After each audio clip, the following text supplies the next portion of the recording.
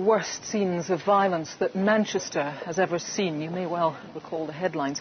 It was the night of the UEFA Cup final between Rangers and Zenit St. Petersburg.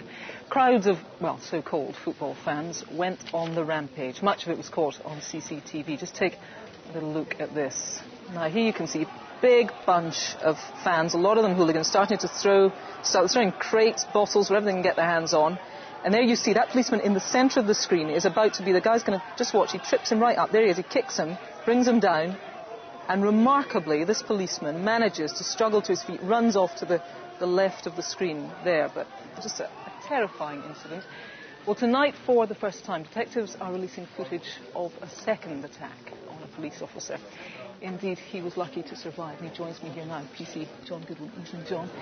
With him is the man leading the investigation, Detective Superintendent Jeff Wessel. Now, John, I want to ask you to talk us through the footage. Tell us what's happening. Just take a look at the screen and tell us you're the policeman at the centre of this, and what's actually happening. Just at this point on the screen there, I've been taken to the floor by somebody. That's me there. That's you in the centre of that crowd? Yeah, being attacked by... That must have been totally terrifying. Yeah, it was. I mean, these guys are absolutely going for it. You can't even imagine what's in their heads, but you must at that point have been thinking that the game was over, surely. At that point, the so-called fans, as you call them, were trying to get my helmet off.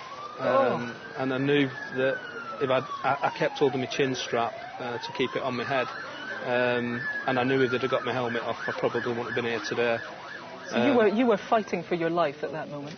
Well, I thought my life was ending just at that point, yeah. I mean, I know you're a very experienced police officer, but how does it feel to watch that? It's a bit disturbing, to be honest. It's not something that I like to watch. And I know you've had an experience before of crowds around you, but it's very difficult for anybody, first of all, who's not a police officer, and secondly, who's never been in a situation like that, to imagine what's going on. I mean, what actually was going through your head? Can you remember? Well, I think mostly the feeling of being helpless and not being able to do anything. Just the terror of that. I mean, you say you were holding on to the chin strap there, keeping your helmet on. Yeah. Doubtless that saved your life, but you were really badly injured. Yeah. Tell me about your injuries. Well, I was knocked unconscious at some point in there, and I ended up with a brain injury. You had a sort of swelling in your bruising and swelling to my brain, yeah, which only showed up a day or two later. You're back working now, and we're very glad to hear that, and I'm glad to have you here tonight. Jeff, as I said, you're leading the investigation. I mean, it is truly a shocking instance, this. Absolutely terrifying, and for John and the other officers on the ground that day, what they went through, they shouldn't have faced that sort of level of violence and attacks against officers. I mean, the outcome could have been, it was bad enough, but it could have been so much worse. What are you looking at there? Are you looking at organised groups of people who went out there with the intention of attacking anyone, maybe especially police officers? I don't know if it was organised as in groups purposely attacking police officers, but they were definitely fuelled by large amounts of alcohol and had, for whatever reason, and there is no excuse, just decided to go on the rampage. If anyone watching tonight, watching Crime Watch, was involved in this attack, what would you say to them? If they're involved, come forward, volunteer and come forward to a police station, because we will find them. And members of the public, look at our website, look at the images and give us names for these individuals. Well, indeed, we've got images of 7 people specifically involved in these attacks. We're going to show you them one by one. Do look closely. If you recognise anyone, do the right thing and call.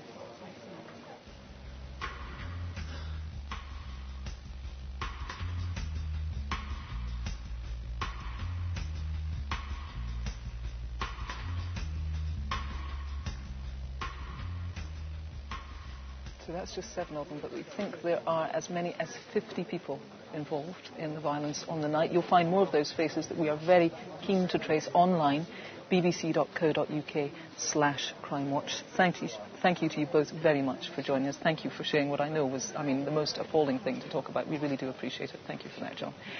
Now, here's Rav with news on some recent cases. Now, we get some really good calls already on that Linda Farrar cold case murder. Remember, it's 30 years old. More on that later. Now, Last month we showed you CCTV of a pensioner being mugged in the Gents, Elephant and Castle. The poor bloke was grabbed by the cubicles and ended up on the floor, and all for just a few quid. Well, someone watching recognised the thug